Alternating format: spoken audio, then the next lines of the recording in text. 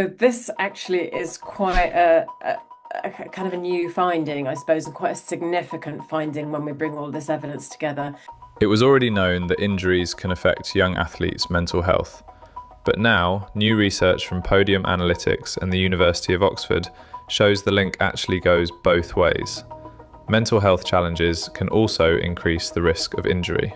So we found that young athletes with poor mental health have a 50% greater likelihood of injury compared with their mentally healthy teammates. Now, that's not to say that there's a 50% chance of injury.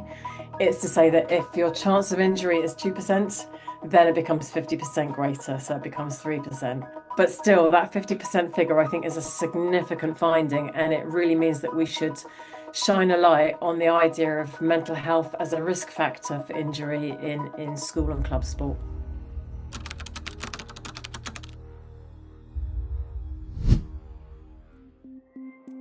My name's Catherine Wheatley. I'm a health psychologist by training, and I work for a sports injury prevention charity called Podium Analytics. Dr Catherine Wheatley and colleagues analysed data from over 200,000 young people. The data could not tell them why young people with mental health challenges are at a greater risk of injury. However, evidence from adult studies does offer some clues. So we know that stress, for example, will mean that you hold your body more tensely, and that itself can be a risk factor for injury when you have a collision. We know that stress, for example, can mean that it's harder for you to pay attention to what's going on around you spatially, so literally your visual field will shrink, but it's also harder for you to pay attention to instructions. So those are also risk factors for injury.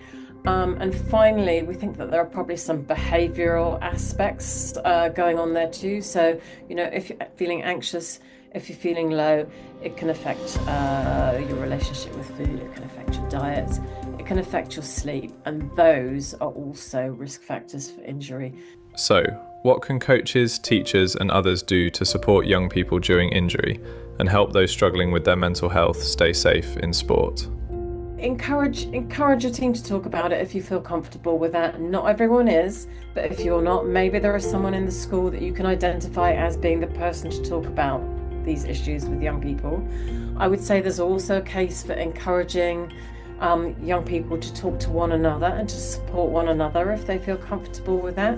And I think probably also there's something around coaches finding other roles for young people as well when they're injured. Maybe that's a coaching role, maybe that's finding a different hobby or interest for the duration of that injury, just to kind of allow them to feel that they've got a focus in their life. So those would be some of the key things that I would be suggesting to directors of sport and coaches on the ground in schools.